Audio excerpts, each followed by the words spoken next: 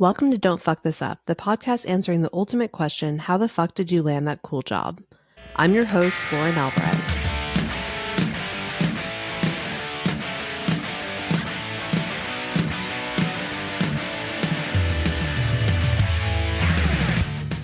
In a society obsessed with therapy speak and a time in the world where we need licensed mental health specialists more than ever, I'm really excited to introduce this week's guest, Beth Niernberg. Beth is a licensed therapist based in Boston and specializes in trauma and working within the queer community. Last month, I sat down with Beth, a self-described proud rising elder queer and mother of three, and immediately knew this would be a super special episode. With the world weighing heavy on all of us right now, I hope this conversation can feel a bit like a warm hug for your week. Beth, welcome to the show. Hello. I'm so happy to be here. Thank you so much. Yeah, it's lovely to hear your voice and see your face and be 3,000 miles away and still doing this. Mutually so, totally. And I mean, I think that especially being a therapist, also being a friend, and all of those other categories you described, I mean, the state of the world is in such an insane place. Rather insane. I'm sure it's been a wild time for therapists. But before we dive into any of that, I mean, how are you doing? Thank you for asking. How am I doing? I feel like it's such an interesting time because I so never saw this coming. I never saw my work and aspects of my life going virtual. It was never a consideration. Even back in the day, there was telehealth and people starting apps and businesses, and I wanted nothing to do with that. Oh, we'll definitely talk about that. Yeah. Yeah. And that yet here I find myself. I think personally, I'm in this really wild chapter in my life where my kids are adult childing. I saw coming. That I saw coming. Doesn't mean I was kind of predictable, right? Yeah. Yeah. It's something I could count on. And I feel like I spent the last 23 years preparing myself for that. But you're not really ready to re-meet your kids as mostly formed humans. It's such an interesting way to put it too. I mean, we talked a little bit about your kids, and I definitely want to dig into that. But even your upbringing, right? Like you growing up. I mean, you grew up in Queens. I did. Shout out Queens, New York. Go Queens. You describe your childhood as nothing short of chaotic. Yes. What was it like growing up in such a vibrant part of New York City? Because you chose to raise your kids in Boston. You're in Boston now. So what was it like for you growing up in such a vibrant part of New York? It's funny that you refer to it as a vibrant part of New York. I think as a kid in the 70s, I had no idea that where I was growing up was any different from because the world was smaller. Right. Now I have friends who live all over the world, and I can see where they live and read about where they live, and have a visual understanding of that. But when I was a kid, none of that existed. So I just assumed everybody was having the same life I was having in Queens. And from a vibrancy perspective, growing up in Queens, we thought the vibrancy was in Manhattan. Right. Right. I don't know. Probably. But that was like going into the city, in air quotes, is kind of what we did. We learned how to take the express bus, or we took the train, or we took a car service, which is what 1970s version of Uber was a car service. Sounds like a Scorsese movie. I don't know. Yeah. Absolutely. Being driven around the city without adults by strange men is not something that would be happening in 2023 in the same way. I can't really see that. I can't really see that going well. Yeah, not a lot of parents would sign on for that. So it was a very strange time. And we had so much more freedom than kids did now because our parents weren't the brightest. And it was the time that we were living in, but we had unfettered access to the city as 15-year-olds. Wow. I mean, so I guess what was your social life like in high school? 15 is such a pivotal time. I guess it's like freshman year. Having your friends. I mean, I've seen pictures of like you had cool hair, great style back in the day. What was your social life like? What were you doing when you went to the city with this, freedom that you had? Nothing good. Yeah. So the friend group it was tight. It was not deep, but it was solid. Excuse me. There were tons of friends at school that were school-based friends that were not really friends outside of school, because Bayside High School, shout out, where I went to high school was the culmination of many communities. So you went to high school with a lot of kids you didn't grow up with that didn't live anywhere near you. And so Okay. proximity was a thing Yeah. because our parents drove us nowhere. Like, And you if couldn't hire those sketchy guys to drive you all the time. No, that was not the way things. So you really congregated with the kids you grew up with, even though your high school had 3,000 extra people for you to hang out with. So proximity was a huge factor. If like one neighborhood was next to another, then you could kind of hang out with those people as you got a little bit older, but it was more work than it is now. And in terms of the city, it required having a friend who was already a driver, which we had a couple of. And we were going dancing. We were going to Studio 54. All you had to do was have a cute tush and big boobs and dress it up and wait online, and a bouncer would choose you and you would grab the hand of the friends behind you and all scoot in the door. I mean, But thank I God was for in, your yeah, cute tush and big boobs. Yeah. that's my friends were very thankful for my big boobs, because it was the 70s. That's what we did. Totally. And there are things that, I mean, I remember when my kids were 11 years old, and that was the age where I was taking the express bus into the city unsupervised. I remember when my oldest was 15 and I was kind of thinking about the freedom and the kind of expansive nature of things when I was a kid. And there are many ways that the world was more open for them than it was for me. But I had so much more responsibility at those ages than they ever did. I mean, yeah, and talk a little bit about that, like with the responsibility that came from that. Was that like in your household, or was that work related? What was that responsibility? I think in some ways you and I have a lot in common. I had my first job when I was 11. Totally. I was babysitting someone's 5-year-old 20 hours a week or more when I was 11 years old. That's kind of therapy, right? Yes, totally. 100. I knew there were things I wanted that nobody was going to give me. And so I went and got it for myself. And that, I think, is an earmark of who I am and who I've always been. Yeah. I think it's a through line in my story. If I want something and it doesn't exist, then I create it. And I think that's how my family kind of came to be. It never occurred to me that I couldn't do what I was doing. Yeah. Yeah. I think, something that really stands out about you is how you've always seemed to be able to find and attract your people. And, there's this amazing piece called The New Queer Family about you and your family. And it was published in the Village Voice in like fucking 2003. And Yes. The article opens with this story of you finding a mohel shortly after your second kid was born.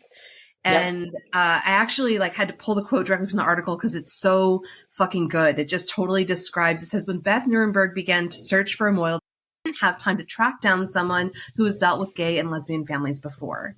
The mohel she found was not exactly young and hip, she says, but when Beth explained to him that her son Nicholas would be living in a household with Beth, a self-described Jewish lesbian, his 2 non-Jewish gay dads, their other kid, Xander, the old mohel didn't skip a beat. Great, he said. I can add this to my resume. Co-parenting? Is there a hyphen in that? I love it because it describes this acceptance, and maybe not in the places that you would have traditionally looked to. You see an older, gentleman who's very steeped in the community, and there might be assumptions made. And that is something about you too. It's like, you never assume at face value, like what you're seeing is what you're getting. But I also know it wasn't all that easy. I mean, can you share a little bit about your experience being a mom of a queer family, especially like pre-2000s, in that time frame where it wasn't like a thing that we're seeing represented on TV or Instagram or anywhere, really? Yeah, thank you for asking that. It's been a fascinating ride. I feel super blessed and honored to have kind of made the 25-year arc of the inception of our family to here, college and beyond. I think the anecdote that I will share based on a situation, the hardest part of creating our family was actually the idea of our family. People had shockingly insane responses to the idea that we were creating a family. So we is my two co-parents who were married to each other and me. At the time, I identified as exploring but straight, and they were obviously a gay couple married to each other. And so people were worried about what we were going to do to each other or what the potential power dynamic would be for each other. It was very strange and very unexpected on my part. I was shocked. Flash to 13 years later, we're at my oldest's bar mitzvah, and there's a gay physician there who was one of the naysayers about our family. And he came up to me and gave me a hug and a kiss and said, I want to apologize for how wrong I was. Wow. Because here we are at this beautiful celebration of your family that I thought was impossible. And I just want to say out loud, I'm sorry. I was gobsmacked and a little misty, as we do. But he was right. There were so many people saying, you can't, you shouldn't, why would you? But I had known my whole life that I wanted to be a mom. Yeah. And I knew I didn't need a husband to be a mom. I just wanted to be a mom. And I wanted my kids to have a family. Like, I knew I didn't want to do it by myself, but I knew that I didn't need to be married or partnered or coupled to do it. And so we did mediation with a group of professional therapists who up until that point, their practice was based on dissolving people's families instead of creating them. So we kind of offered this alternate opportunity, which they were very excited about. And we did mediation for a few months we knew we were onto something, but so many people were like, what are you doing? That we wanted to make sure we had like some objective humans to push us a little bit, to think about things that might come up, to talk about where we are innately as people about certain things, religion, public versus private school, circumcision, all the things. Yeah. That you think about as a family. They kind of pushed us to think about during mediation so we would be prepared for the things we would encounter in the creation. And this is before you had conceived. This is before. Mm-hmm. And even, I mean, I always think of Massachusetts as like being liberal. And then, having lived there, you look under the hood and you're like, I don't know, there's still a lot of fucking pilgrims around here with some really conservative opinions. I mean, even the reaction to, getting pregnant, IUI wasn't a big part of the conversation. And, people really didn't understand kind of what the process was. And if I recall correctly, you had mentioned before, you had to explain that over and over to like random strangers. Is that right? Oh, wow. I'm not going to lie. Okay. So you know how people just walk up to pregnant people and touch them without permission, or at least try? You do. People would actually ask me unabashedly if I had had sex with Phil and Jim and what that was about. And you're like... People that didn't know me. People that had no credibility or stance to be asking a question like that.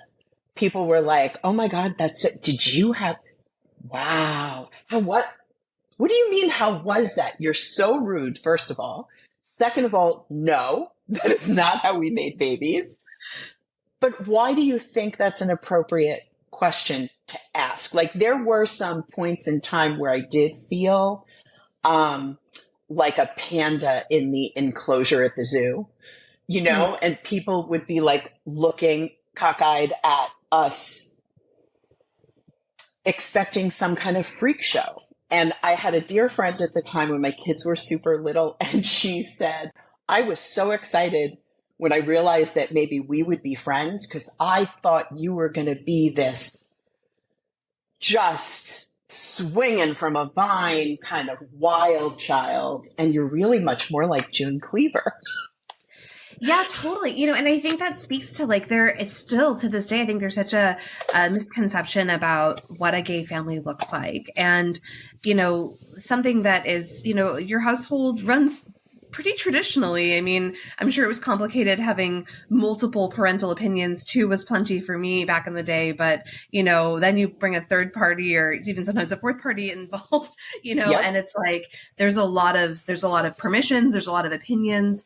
But then also, I mean, coming to your house, it's like you're more likely to be greeted with a, plate of bagels and some laundry that's being assigned to a various child, and oh yeah, and we're doing a very traditional Thanksgiving, so buckle up. I feel like there is actually this misconception that you are living, like you said, swinging from the vines or having a, disco rave at your house at right, or an orgy in the backyard. I'm like, right, no. yeah, I've yet to hear about any of those happening at your house. No, they don't.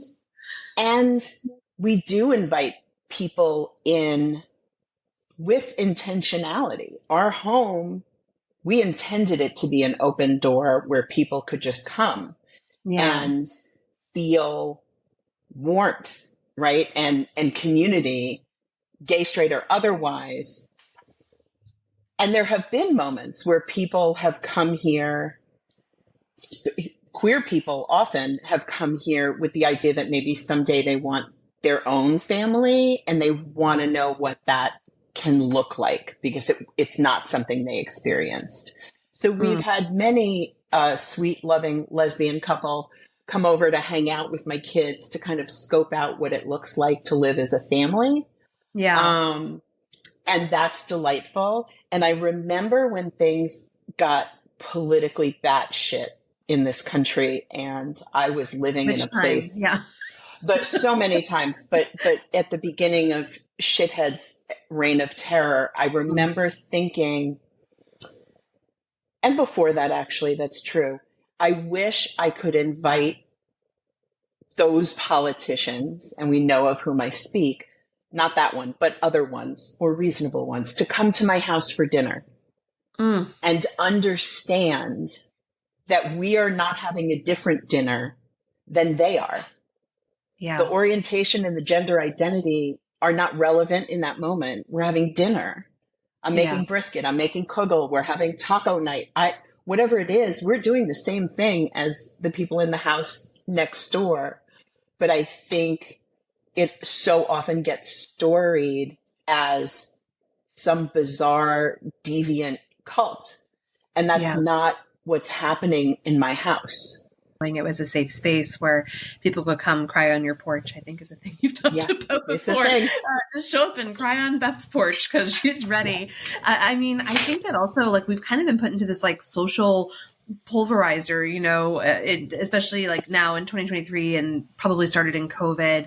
I mean, how has that changed the landscape of not just the people who might come over for dinner, but, the people who are seeking therapy and seeking time with a therapist and things like that? I mean, it's changed pretty much everything. Early on in COVID, I was working with a young man that I worked with for years. My specialty is trauma, and working in the queer community, this was a trauma case. And early on in COVID, he said, I have to tell you, I really miss your office. And I was like, tell me what you mean. Because I miss my office. Like, I'm with you, but tell me what you mean. And he said something that at the time made me really weepy. He said, it wasn't my purple velvet couch or my squishy pillows. It was when I feel like I can't regulate myself, when I'm in your office, I can hear you breathing and I can match my breath to yours and calm myself down, but I can't do that on Zoom. Wow. And to me, that synthesizes all of the dimensions of the things that are missing when you're not sharing literal space with someone. Yeah. Now, having said that, if I had not been a Zoom therapist working 65, 70 hours a week during COVID, none of those people would have gotten services. Like, I was aware of my sense of responsibility that whether I love remote therapy or not, there were people who were so powerfully uncomfortable during COVID that if hanging out with me on a computer for 50 minutes is what gets them through to the next week, then I'm down. Like, I've got it. I've got you. I've got it. Half the people I had ever terminated with showed back up during COVID and were like, I'm not okay. Can you help? If you know me, you know I'm not going to say no to that. But yet you haven't cloned yourself. Yeah. Yet I have not. I wish that would have been the moment for sure. But I think just the idea of, I worked with a lot of college students at the time, knowing that the glue that they counted on to get them from Tuesday at 1:00 to Tuesday at 1:00, I for many of them was the only person they were hanging out with. Wow. That's gut-wrenching, heartbreaking. Yeah. And the isolation, I mean, I think back to COVID and, I'm so lucky that, Dan and I were cooped up together. And, in some ways it was some of the most precious days that we'll probably ever have, because we'll never have that kind of time, that expansiveness of, okay, let's each make a 5-song playlist and go on a drive because we need to get the fuck out of the house, but also we can't go anywhere. We can't even go to the park. Right. And I remember thinking how lucky, I felt to be going through this with someone else, whether that was, for me, in my instance, it was a partner, but for some people, it was a roommate or a parent or something, and I know that you and your youngest became very bonded during your 2-person pod, really, during COVID. But I also think, there is probably space for that virtual therapy. And I remember my therapist too is a bit more, old school in the sense of she's been doing this forever, and said, what do you prefer? Zoom, FaceTime, Zoom therapy. We do FaceTime. Or, in person, do you feel like there's a big difference? And I was like, for me, being so seasoned and working in Zoom and being virtual all the time for work, and I had to transform as a leader and see my introverts thrive or see certain people really fall off because they didn't know how to communicate virtually. For me, it was a good challenge. And so it pressed me to continue to be vulnerable, even when I can't feel someone's breath or, sense what their feet are doing under the table. Yep. But I mean, kind of going back to therapy, I mean, we live in a world of TikTok therapists and chat therapy, even AI therapy, I'm sure makes your eyes roll really far back. Right. I'm climbing out of my skin. Totally.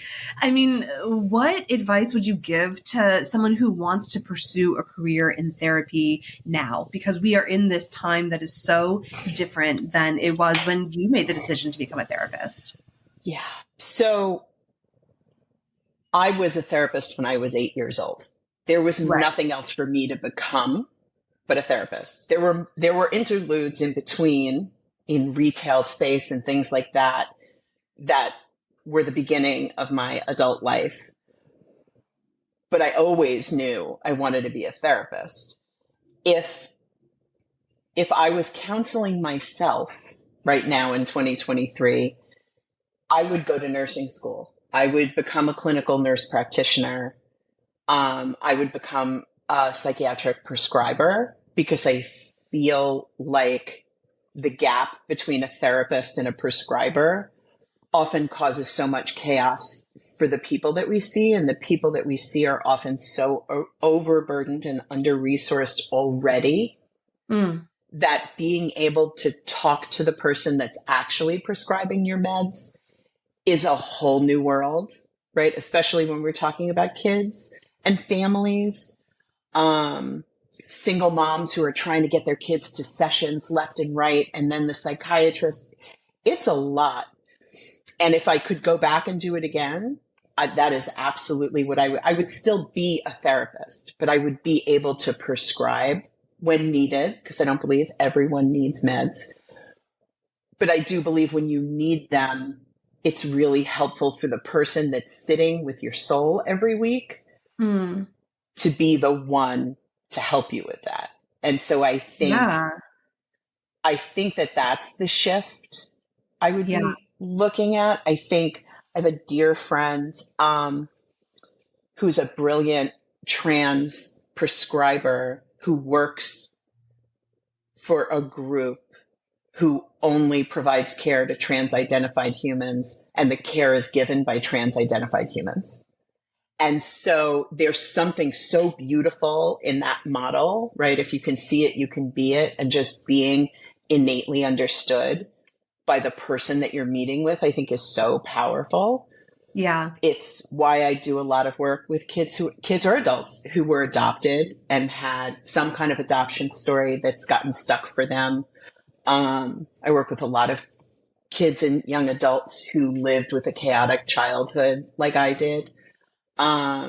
Because I think that you don't have to have a firsthand experience to understand, but it really is powerful when you do.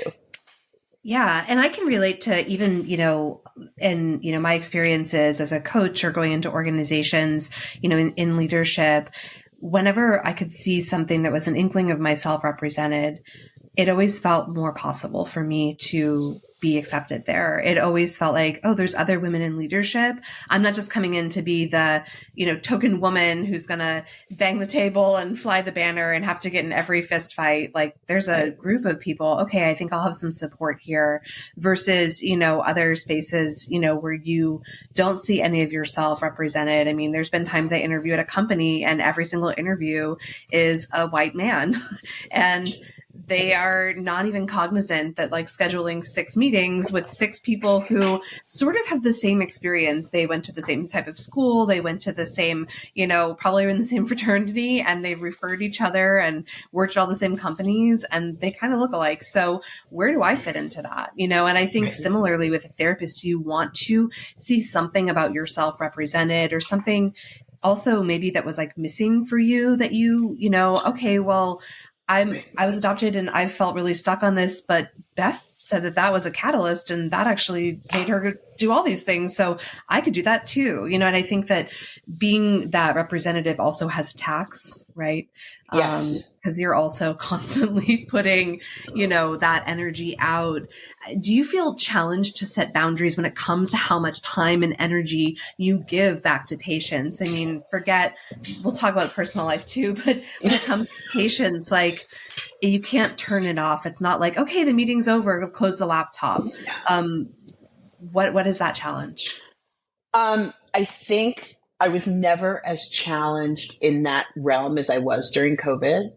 And the way I kind of explain how that felt is, as a therapist, if I meet with 25 people a week, each one of them has nuanced differences between them and the next person about what they're talking about, right? I don't see 25 people who have the same thing going on. I might see someone who's grieving a parent, someone else who's having a baby, someone else who's in recovery, right? It's a smorgasbord of stuff. During COVID, everybody, literally, I say that with certainty, everybody was aching and struggling with the same pain and the same existential dread. We were all terrified about the same shit. And so were you, as the person receiving this. 1,000%. You couldn't be like, I'm the example that's been through it. You're like, I don't know what the fuck is going to happen tomorrow either. Right. I'm like doing a little backstroke and treading water, just like you. And so I found myself, and I'm sure a million other therapists would agree with me, I found myself for the first time in my career talking 25 times a week about the exact same experience that I was having, right? The existential dread of what's happening to my poor kids, the milestones that they're missing, right, all of the things that I was talking about all day and holding for people were exactly the same. And I'm not going to lie, it was a lot. It was a lot. Yeah. And that was just the work part of it too, because then you have your personal life where every other conversation is going to mimic this. I mean, it's probably like being a dermatologist at a party and everyone wants to show you the wart on their labia. You're like, are you fucking kidding me? What is this? Right, and why are you showing me at a party? Moment? I'm also working. And so I think that that's the boundary that I always wonder about, for even in non-pandemic times when you do know what the fuck is going on. It's like, because of your personality being so open and accepting and creating space for other people, there is a challenge inevitably when it comes to like, what is the off switch? And not to mention the therapist needs a therapist too, right? 100%. 100. And at the time I was not in therapy. But some friends and I created this little group that would meet on Zoom and kind of talk each other through the things that were hard for us.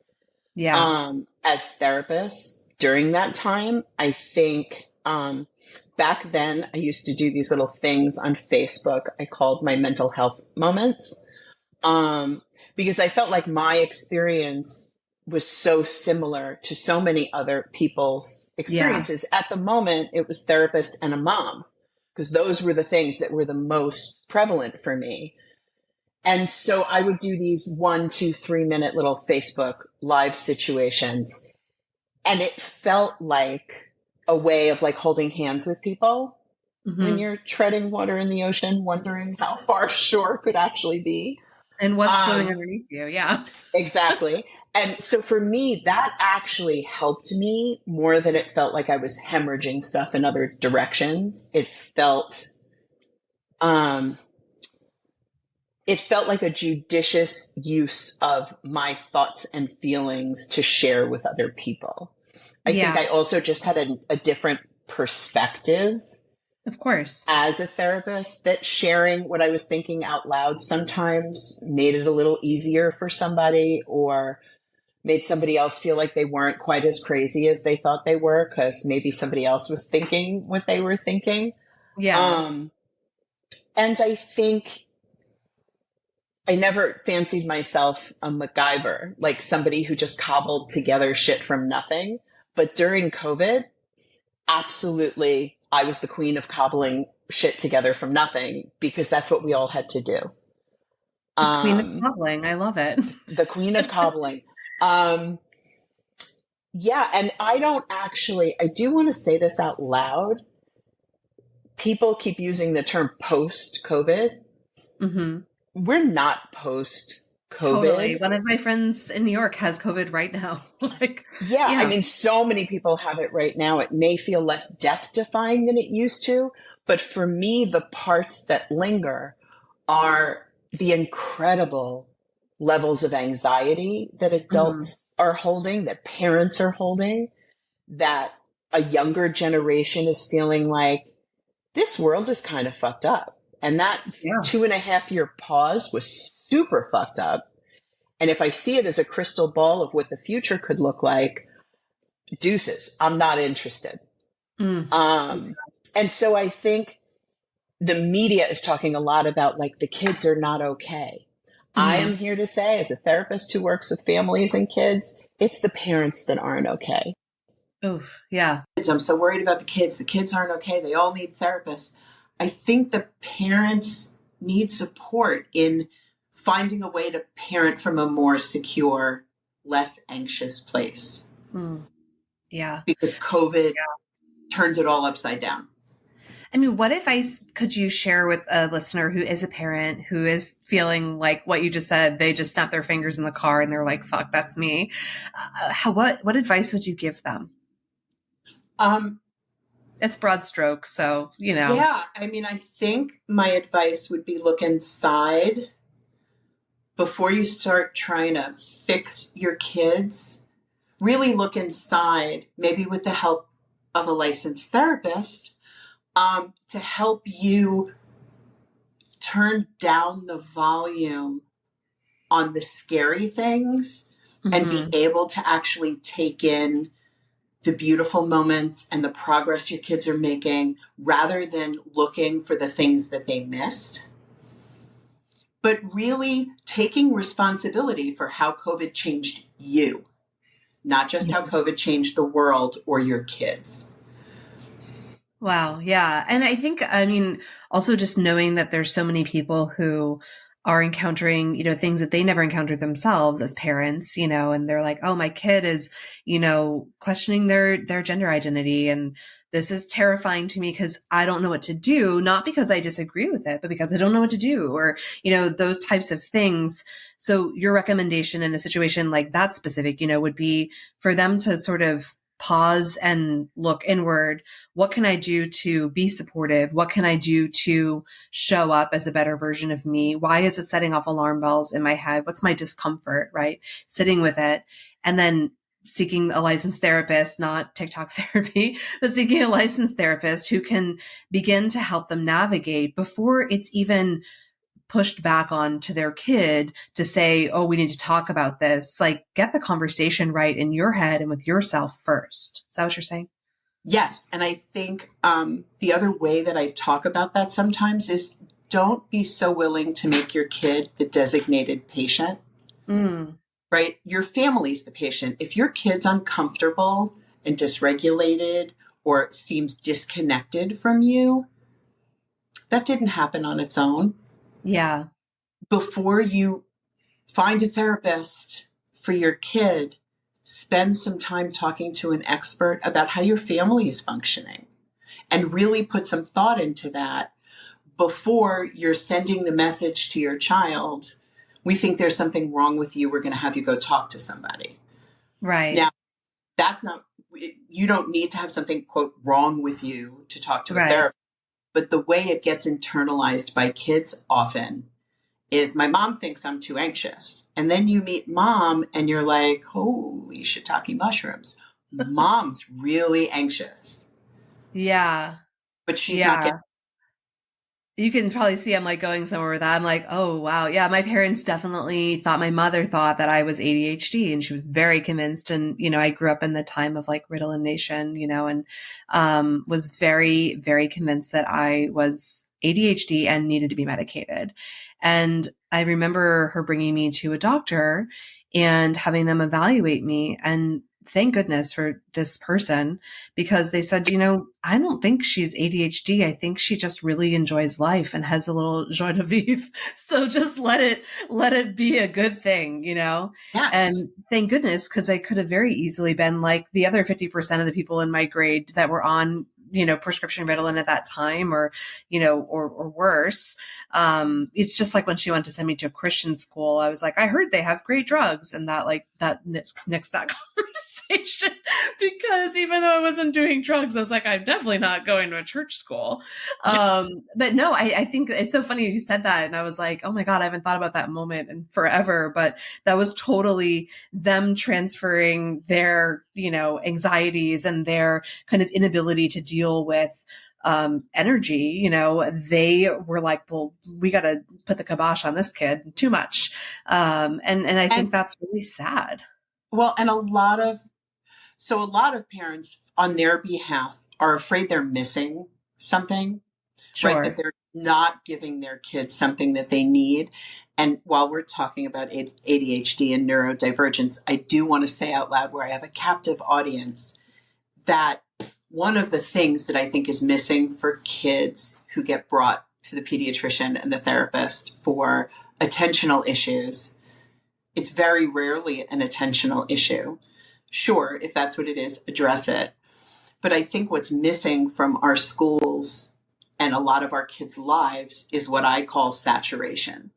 You are one of the smartest people I know and one of the most creative people I know. You weren't saturated. Kind of you. You weren't saturated when you were little. You needed more, not less. Yeah. And I think there are a lot of kids who really suffer from never getting saturated with enough Mm. information, enough stimulation, enough ability to deep dive into things that really turn them on, Yeah. right? Yeah. So many of the kids who are diagnosed with ADHD, if you look at them, they may not look like they're focusing in a classroom, but Yeah. if they're working on a 30,000 piece Lego set, they don't even come up for air until it's done. Yeah. That's not an inattentive kid, right? Yeah. It needs a certain amount of saturation to feel grounded. Yeah. And I mean, I people can just, say very wholeheartedly that my husband is that way and it's amazing. And he's learned how to harness it like literally as a superpower, and it's like he could be in a meeting on Zoom and have Slack messages going and a group text going. And there's a soccer game in the lower right corner and he's doing all of it. And I think that to me is like, you're so gifted and so able to do this. And actually, if all of those things aren't happening at once, it's probably harder to focus on the one thing. The need for saturation, the need to, up the color is definitely there, but that actually feeds the creativity and the energy and the magic of like what good work looks like, and I think that is something that I've learned, through observing how he works and other friends, just really think that it's a powerful thing. And actually, I wish I could do more of that. I wish I could have more saturation because sometimes I'm like, too much. But, yep. I think that it's really, really cool to see that kind of the ability to split attention and then bring it back together and what can result from that. So don't dim the magic. Don't dim the magic and don't pathologize the magic. Yeah. Right? That kills me for kids. And one of the things that is one of my superpowers is I don't have a problem telling a family that their kid isn't the problem. Yeah. Say more about that. Sometimes I'll get a referral for therapy from a pediatrician. And what's really happening is the pediatrician doesn't want to, doesn't know how to, or doesn't want to jeopardize their relationship with the parent. And so they send them to me under the guise that there's something about the kid or that they can't figure out something about the kid. But what it really is, when you really listen to the story that the parents are sharing with you, it's that they don't have the tools they need to parent that child. It's not that there's something wrong in quotes with the kiddo. It's that they don't see the superpowers. They see the disruption. They see the chaos. They see the dysregulation, and it scares them.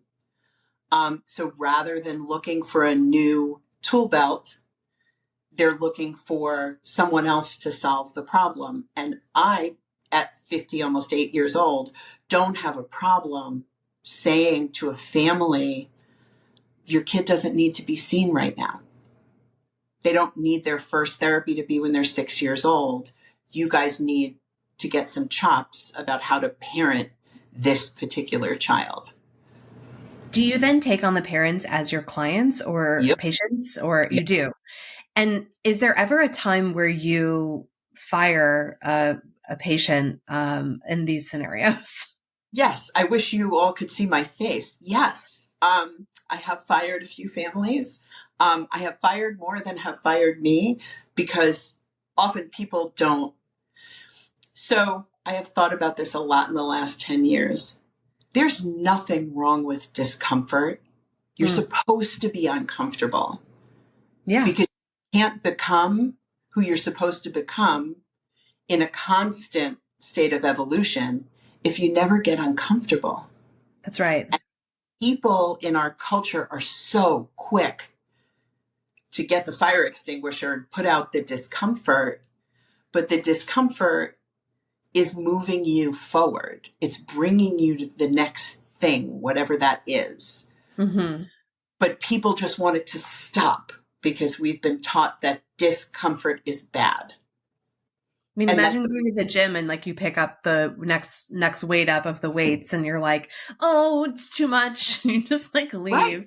And then you're like, it's so weird. My arms are not looking toned. It's like, well, dude, you've been doing 3-pounders for 3 years. What's Yeah, going on? I totally feel that in my whole self. And this idea that we have to extinguish the discomfort rather than figuring out what it really is, because it's never what we think it is at first. We got to give it a minute, and have some patience with it and with ourselves, because we're not supposed to arrive someplace. It's a constant world of becoming. And So with a family who's going through all of these like pain points, there you can see you're not experiencing discomfort with them, but you can see them sort of writhing and not loving it. And are they not putting in the work? I mean, not everyone needs to be in therapy in perpetuity. It sometimes is like, okay, we're going to spend the next 6 months and we're going to dig into this issue, or we're going to work on this until you feel really good about it. And so maybe there isn't a timeline, but if they're not doing the work, you can only meet them so far on that journey, right? So like the becoming part is like they have to actually show up and like be the horse that drinks the water, right? You can't just like keep pointing to it for 6 months. It's not a good use of resources or time or anything.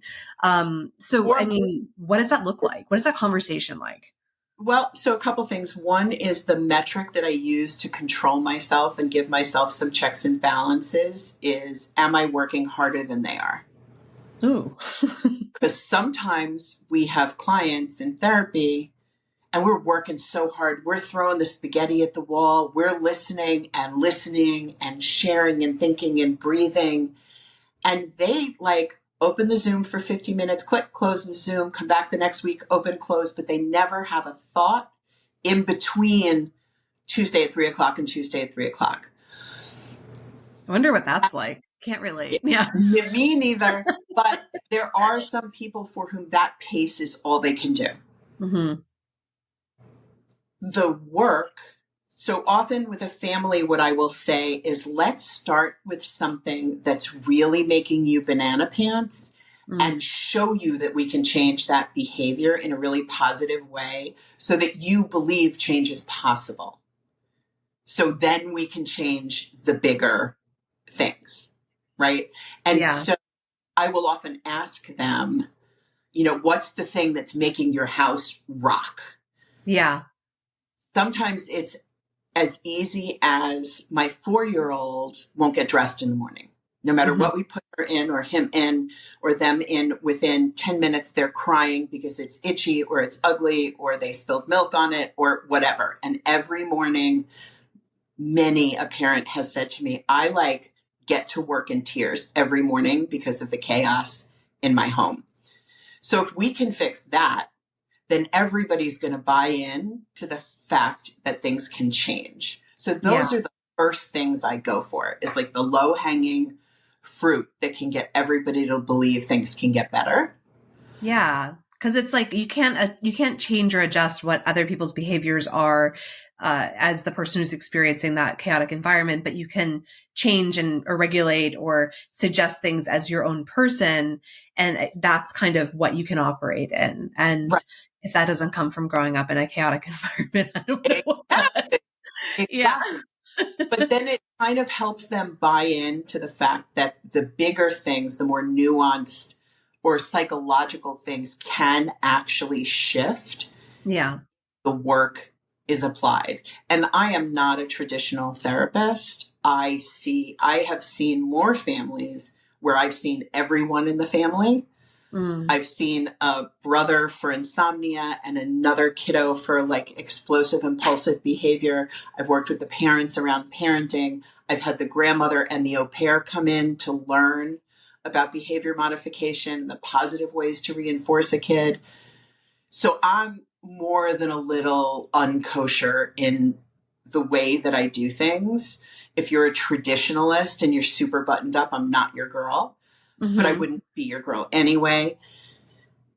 But I think if the family is not healthy, then there's no point in me spending 50 minutes once a week with the kiddo to try to help them change because they're going back to the same environment every day.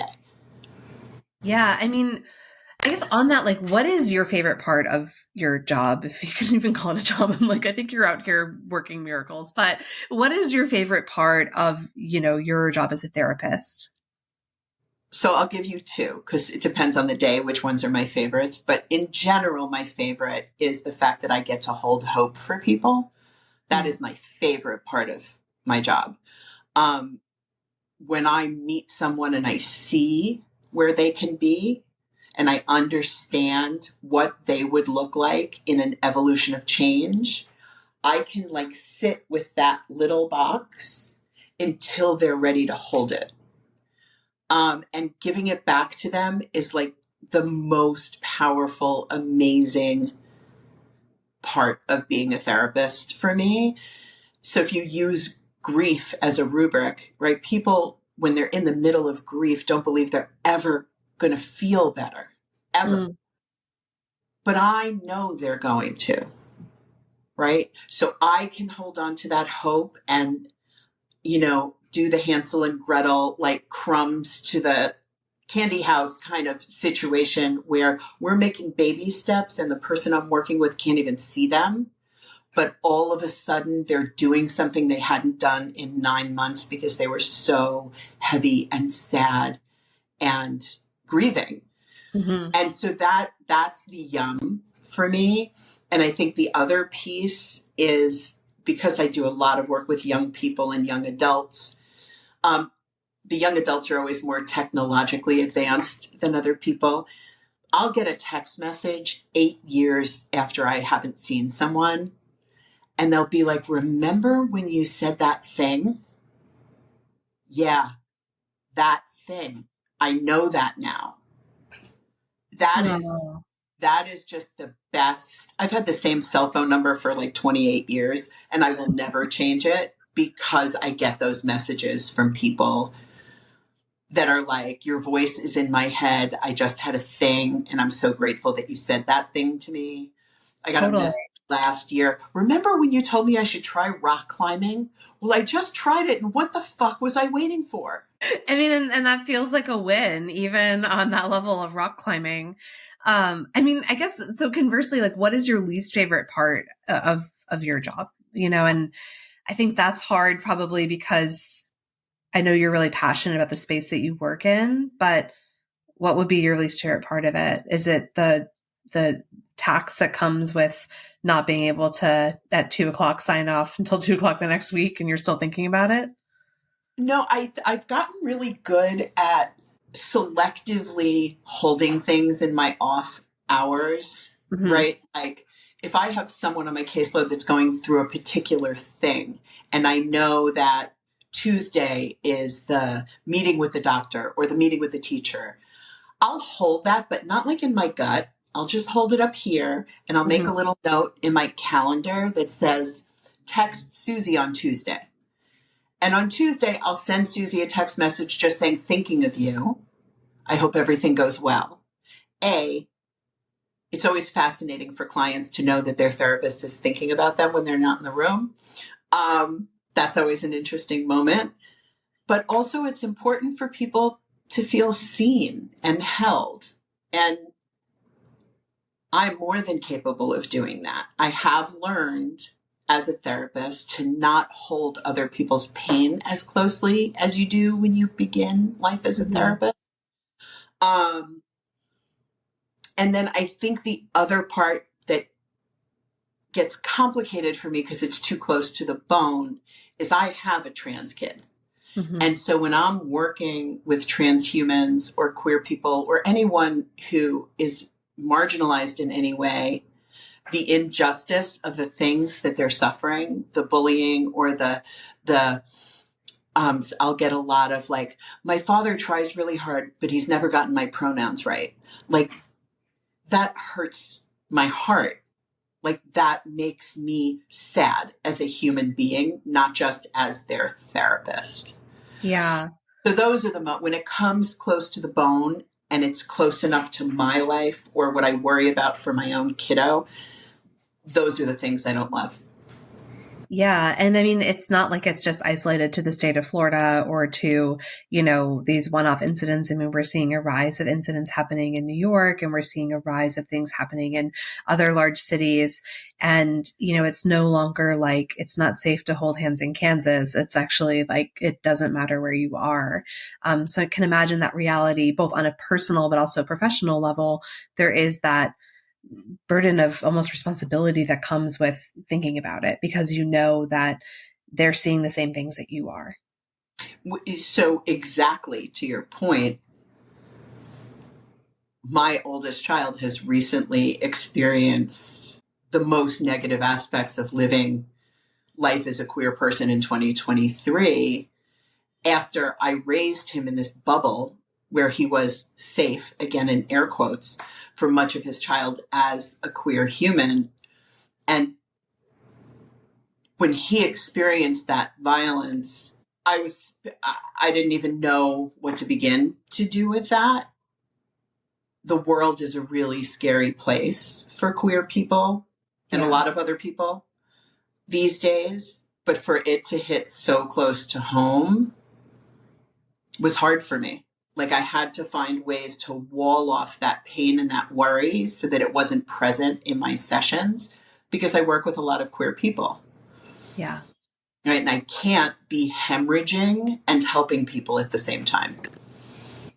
Well said. I mean, and I think that also, that, instance, as you told me about it, was, in New York City, in the middle of a very public place, and just happened to be that the goodness of passerby, strangers, I think black car drivers, right? Uber drivers, jumped out and intervened. But when you think about the sometimes isolation, or people don't have the opportunity to have intervention, it's a really scary kind of progression of thoughts to go down. So I do think that, also creating that sort of line, I can imagine even 25 years in, wanting to get better at being a therapist. It's also about like, you don't want to just only compartmentalize, right? Like what's happening. So, because that's not good either. So finding spaces for outlet and for kind of the safe unloading of those things that are happening in your personal life.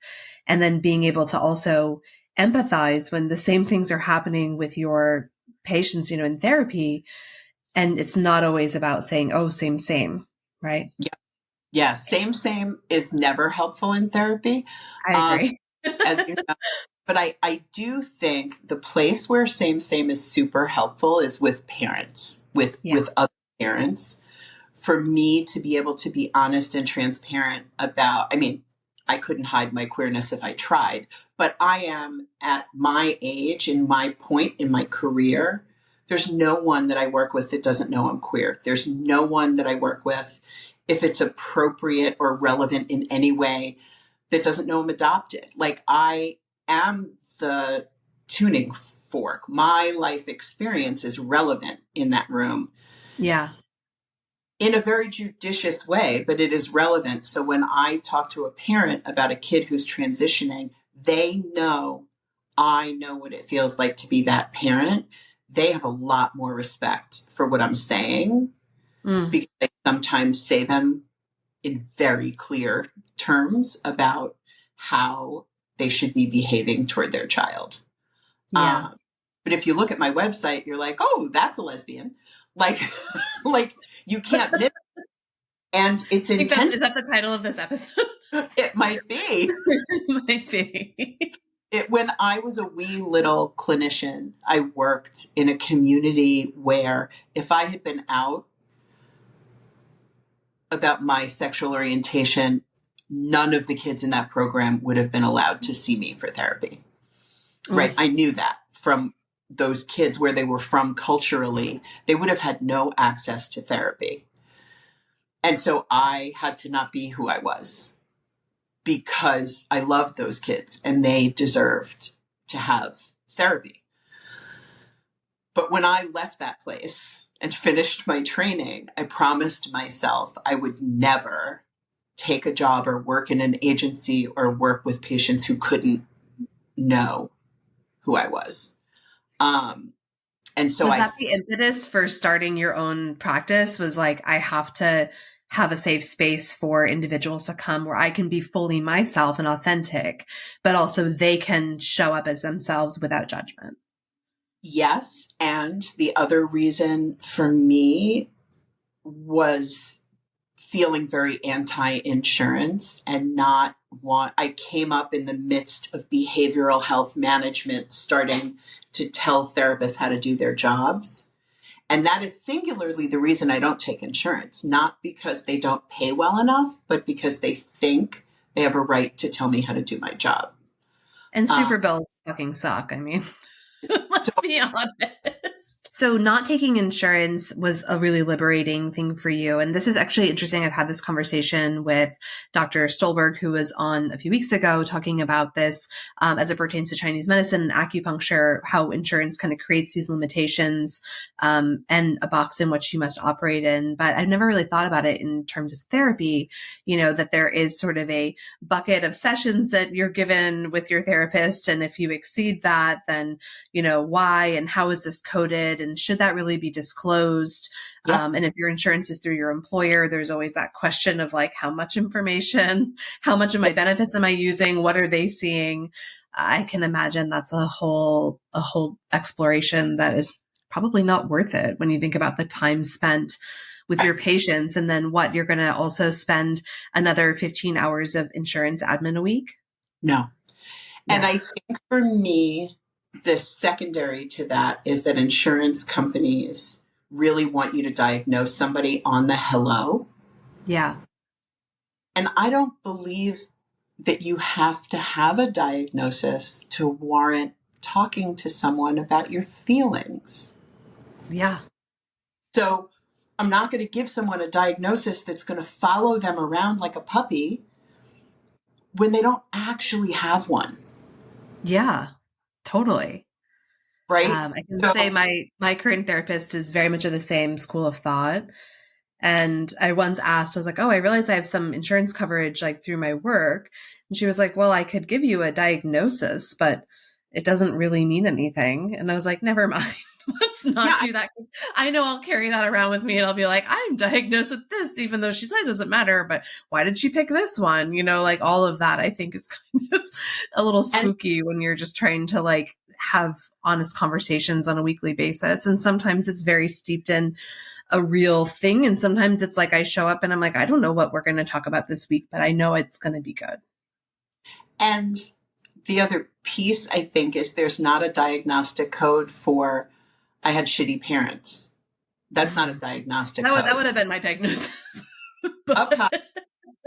Hey. But that would have been it. I refuse to diagnose someone who was raised by a parent with a personality disorder. Like, that's not fair. Yeah. So that's like where some of the stuff landed. I was very fortunate that when I was a young clinician, it was in the middle or the tail end of the AIDS epidemic at its height. And I was working with little kids who had HIV and AIDS in their families. And because of Ryan White money, it was unquestioned. So I could see kids 3 times a week. I could see the kid and their parent and go to a clinic visit with them. Nobody cared. So I really came up in a very unfettered, progressive, limitless situation that was such a gift to me as a therapist. Yeah. Right? To spend time with people's families, to go to their homes and have dinner with them, to go to hospital appointments with them, to be at the funerals, to do all those things that were actually allowed to be part of my job. It's incredible. I mean, I can see how formative that would be too. I mean, in that time frame too, where it was much less talked about to be in therapy. You know, it wasn't like a hallmark of like, I feel like we're two steps away from people putting that like in their bio on social media, like in therapy. You know, like, Totally. actually that might be helpful at meeting new friends. I don't know. Yeah. Yeah, I think, you know, I'd be curious to know, like, you know, as we're coming up on time too, knowing like what books or influencers or learnings you think are relevant now that actually are getting it right or are able to provide some shape for people who are sort of exploring some of the issues we talked about today, whether it's, you know, finding a therapist or, you know, if it's kind of going on self-exploration journeys or just sort of quieting the noise. Is there anything you might plug that you really think they're like getting it right? Yeah. So I'm gonna actually go with quieting the noise as my theme. And I'm gonna say what I've learned since the beginning of COVID is you really have to pay attention to your social media diet. Mm-hmm.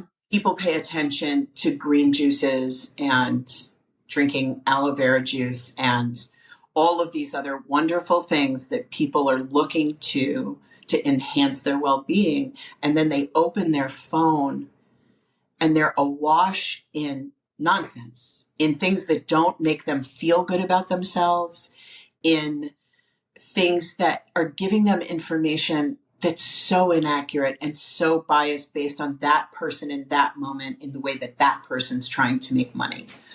And I think what I've started to do is really curate my social media so that I'm only looking at things that are good for me, Mm-hmm. outlets of information that are not CNN or the Daily News or any of the things that are super biased and designed to make you feel crazy.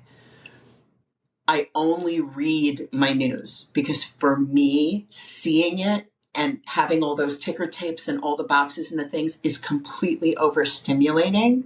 Mm-hmm. And so for me to read my news, I control how I ingest it.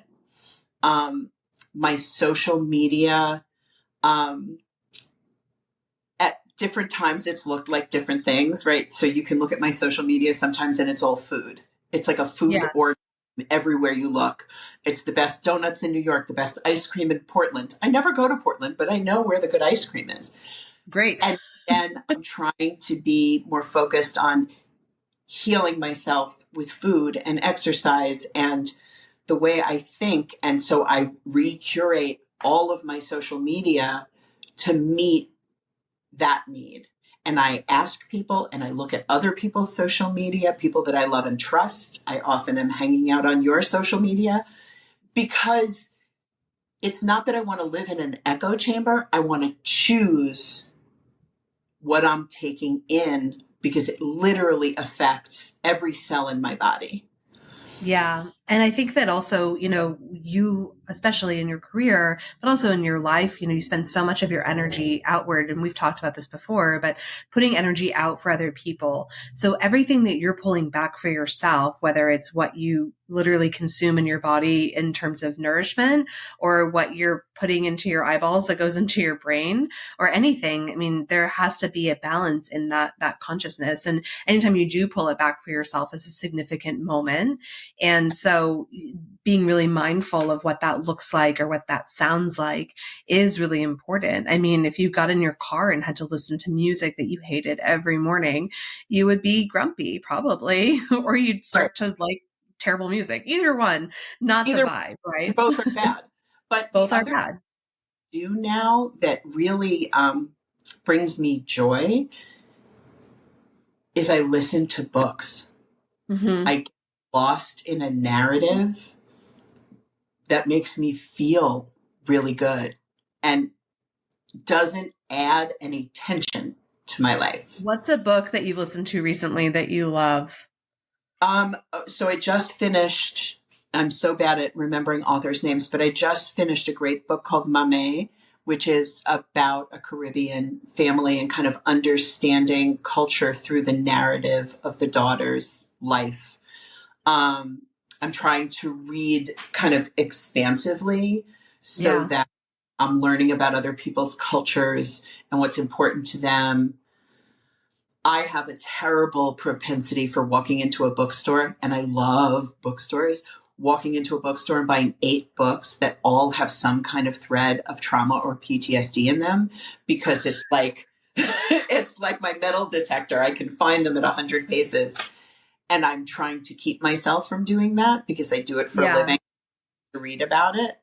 And I love a powerful story, right? Of people growing from whatever it is that was that intersection that they came from. And then from social media perspective, I currently, the way the country is functioning around trans and queer people, I would say 70% of my social media is people that I respect and rely on as my sources of education.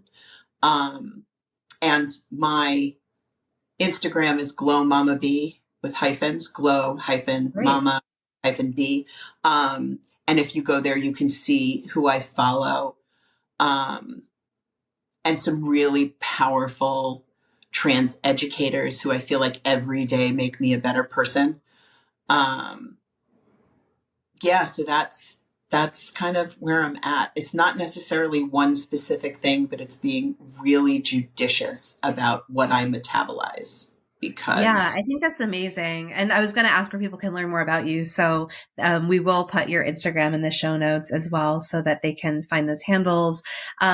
What's one final thought you want to leave our listeners with today? I'm so thankful for your time. This has been so fun to talk kind of about these areas where we talk about a lot of other topics, if we catch up, but this has been really special for me even to hear. So, just one final thought you want to leave our listeners with today. Yeah. I mean, I think the thing I will leave us with has many meanings, but when people tell you who they are, believe them. Isn't that the truth?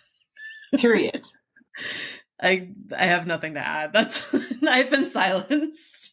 Beth, thank you so much. This has been Don't Fuck This Up, the podcast answering the ultimate question: how the fuck did you land that cool job? Thank you so much. Don't Fuck This Up is a podcast written, produced, and edited by Lauren Alvarez. New episodes dropping every Wednesday. Be sure to follow, rate, and review this and every episode. And until next week, please keep it together and try your best not to fuck this up.